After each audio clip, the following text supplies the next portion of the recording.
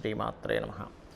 ప్రేక్షకులకి ఆ లలితాంబిక అమ్మవారి యొక్క అనుగ్రహం పరిపూర్ణంగా కలగాలని మనస్ఫూర్తిగా కోరుకుంటూ మనం ఈరోజు చెప్పుకోబోయేటువంటి అంశము ప్రధానంగా కుజుడు రాహువు కలుస్తున్నారు. 24వ తేదీ నుంచి మీనరాశిలో కుజరాహువుల కలయిక మరియు రవి గురువులు ఇద్దరు కూడా మనకి 14వ తేదీ నుంచి ఒక 16 రోజుల పాటు కలుస్తున్నారు.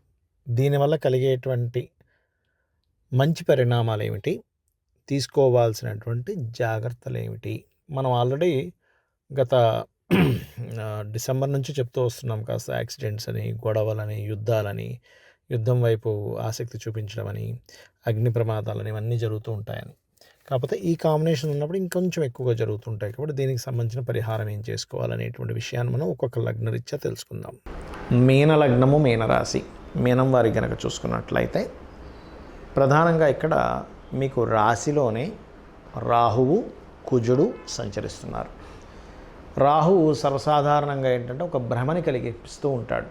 అంటే ఏమీ జరగకపోయినా ఏదో జరిగిపోతుందేమో, నేను చాలా జాగ్రత్తగా ఉండాలి, ఎక్కడేదో అవ్వబోతుంది అని. అసలు నిజంగా ఏమీ జరగదు. చీకటి ఏమైనా చేస్తుందా మనల్ని చూడండి. చిన్నప్పుడు ఏం చేస్తాం, చీకటిని భయపడుతూ ఉంటారు చీకటిని చూసి. కానీ చీకటి అనేది ఏం చేయదు, వెలుతురు లేదంతే. చీకటిని చూసి ఎందుకు భయపడతాము, వెళ్ళేటువంటి తోవ కనబడట్లేదని, ఏదో అక్కడి నుంచి ఏదో వచ్చి మనల్ని ఏదో చేస్తుందని కొన్ని భ్రమల్లో కొంతమంది ఉంటారు. అలాగే ఈ రాహు మాయ ఎలా ఉంటుందంటే మీనం వారికి ఏదో జరగబోతుందేమో అనేటువంటి తీవ్రత ఇంకాస్త పెరుగుతూ ఉంటుంది కుజుడు రావడం వల్ల.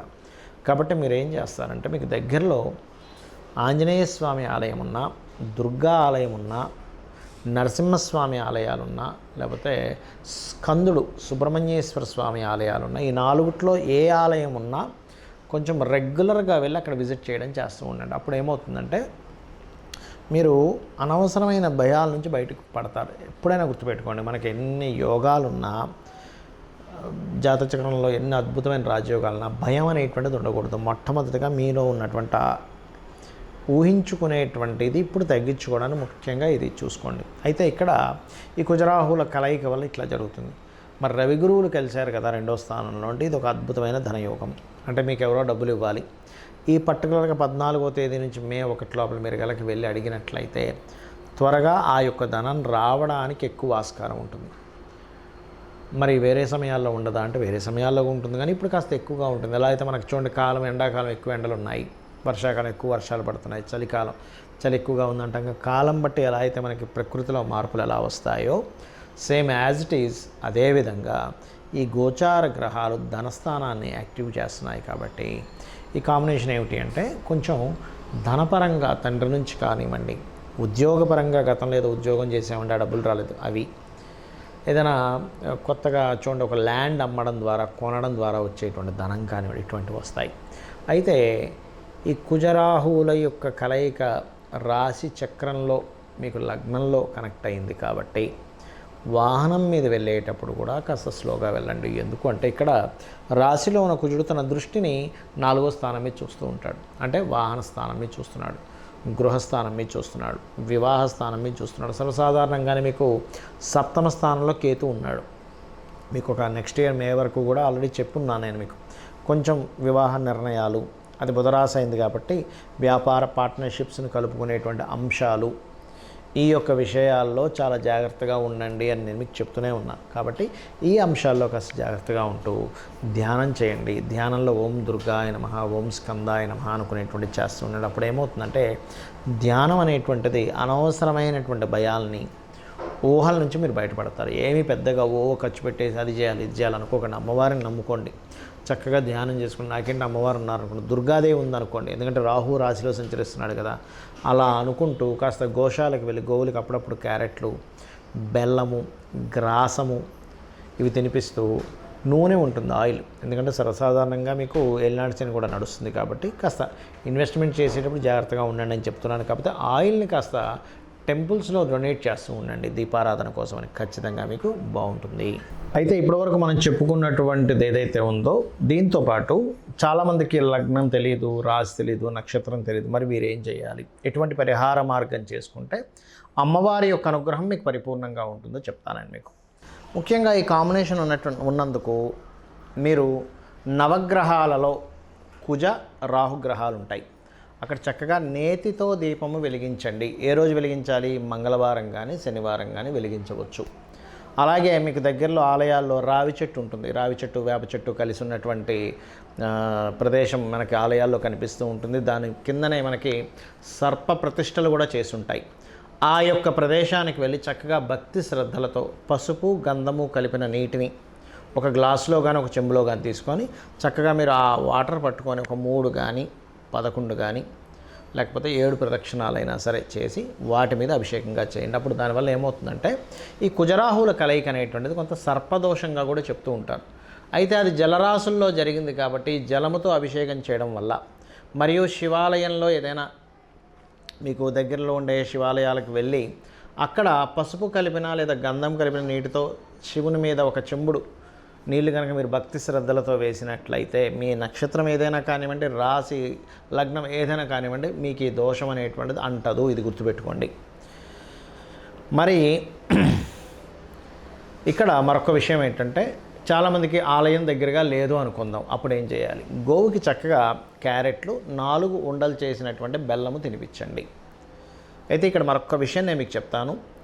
ఎప్పుడు కూడా మీ జన్మజాతకాల్లో కనుక ఈ బ్యాడ్ కాంబినేషన్స్ అంటారు, అంటే శని కుజుడు కానీ, అంటే కుజుడు పాడై లేదా రాహు పాడై ఉన్న వాళ్ళు మరింత జాగ్రత్త తీసుకోవాలి. అయితే దీనికి మనం దశ, అంతర్దశ, భుక్తి కూడా మనం పరిశీలన చేసుకోవాలి పర్సనల్ చార్ట్లో. ఎందుకంటే ఇవన్నీ గోచారంలో జరిగేటువంటి ఫలితాలు ఇవన్నీ.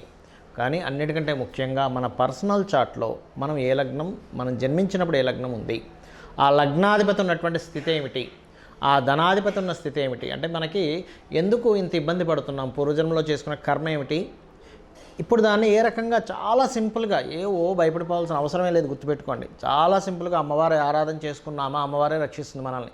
ఏదో అయిపోతుంది, నాకేదో అయిపోతుంది, నా జాతకం బాలేదు, ఇవన్నీ పెట్టుకోకండి. నేను అమ్మవారిని నమ్ముకున్నాను, హ్యాపీగా నేను నమ్ముకున్నాను, నాకు అమ్మవారు చూసుకుంటుంది, చాలు. దుర్గా, ఓం దుర్గాయ నమః, కుజరాహు కలయికుంది, ఓం దుర్గాయ నమః లేదా ఓం స్కందాయ నమః అనుకోండి, చాలు. అలాగే మీకు ఏంటంటే మీ పర్సనల్ చార్ట్లో ధనయోగం ఏ మార్గంలో ఉందనేది తెలుసుకోవాలి ఎప్పుడు కూడా. ఎందుకంటే అందరము కూడా ధన సంబంధించిన వాటి వల్లే కదండి ఇబ్బంది పడుతూ ఉన్నాం. ఆ రూట్ తెలిస్తే క్లియర్ అయిపోతుంది మనకి. తెలియక ఏం చేస్తామంటే రకరకాలవి చదువుతూ ఉంటాం, తెలియకుండా అందులో కష్టపడతాం, ఇందులో కష్టపడతాం, జీవితం అయిపోతూ ఉంటుంది. కాబట్టి మీ ధనాధిపతి ఎలా ఉన్నాడు, మీకెందుకు ధనపరంగా ఇబ్బంది వస్తుంది, ఏ గ్రహ కలయిక వల్ల వస్తుంది, దానికి చాలా సింపుల్గా లలితా సహస్రనామాలు నామాలు ఉన్నాయి మనకి ఫైనాన్షియల్ గ్రోత్కి. ఓం సంపత్కరీ సమారూఢ సింధుర వ్రజ సేవితాయే నమః అనేటువంటిది. ఆ రకంగా మీ ప్రయత్నకారకుడు ఎవరు, మీ థర్డ్ లార్డ్ ఎవరు, మీరు ఏ దిశలో నివసిస్తే బాగుంటుంది, ఏ డైరెక్షన్లో హౌస్ మీకు ఎంట్రన్స్ ఉంటే మీకు బాగా కలిసి వస్తుంది అనేది జ్యోతిష్ శాస్త్రంలో ఉంటుంది. అలాగే సంతానాభివృద్ధి కానీ, వివాహం ఎప్పుడవుతుంది కానీ, చాలామంది చూడండి వివాహం ఎప్పుడవుతుందో అర్థం కాదు వారికి. ఆ రకరకాల ప్రయత్నాలు చేస్తుంటారు, వెక్స్ అయిపోతారు, ఏదో ఒకటి కానీ కాంప్రమైజ్ అవుతారు, తర్వాత ఇబ్బంది పడతారు. కాబట్టి వివాహ సమయం తెలుసుకోండి ఎప్పుడు మీ పర్సనల్ చార్ట్ ద్వారా.